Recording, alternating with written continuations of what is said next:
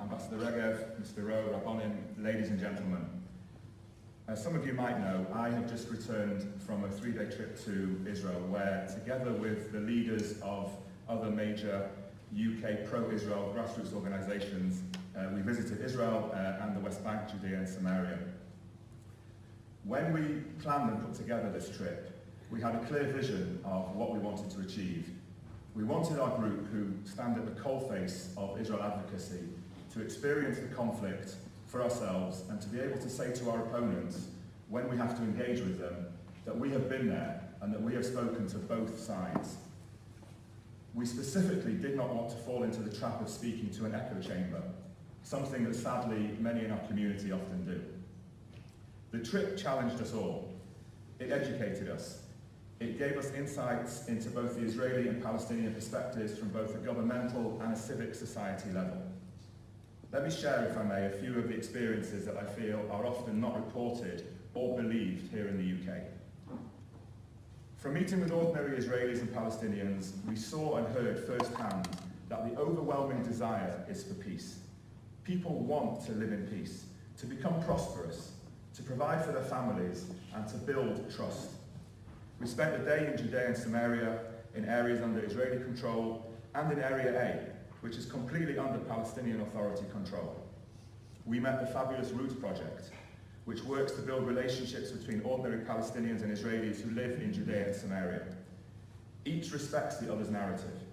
Of course, there are Palestinians who wish to do great harm to Israelis, but we met Palestinians who are diametrically opposed to this.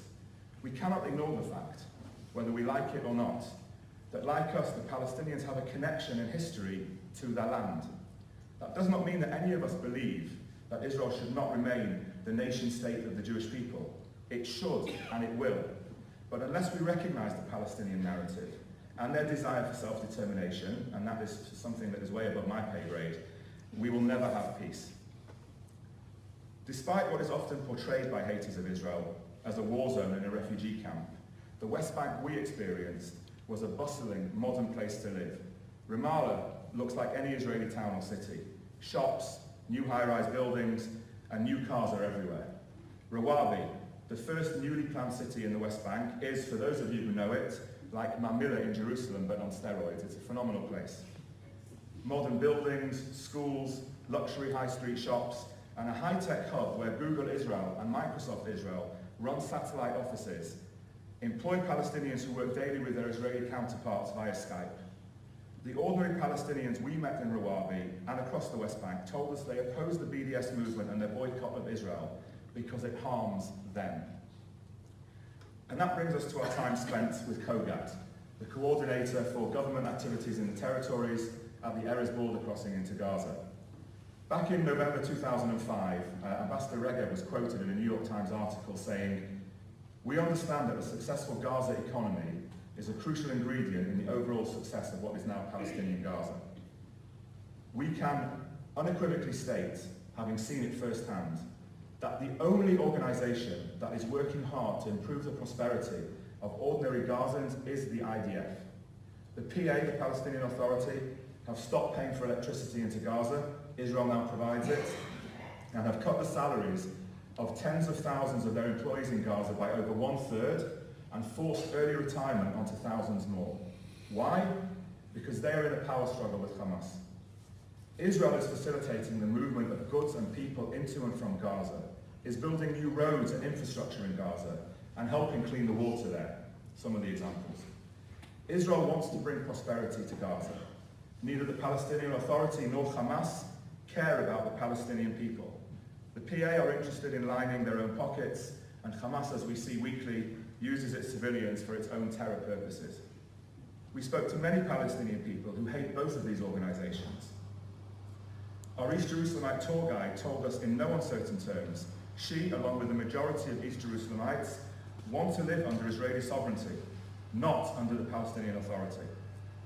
Many would like to become citizens of Israel.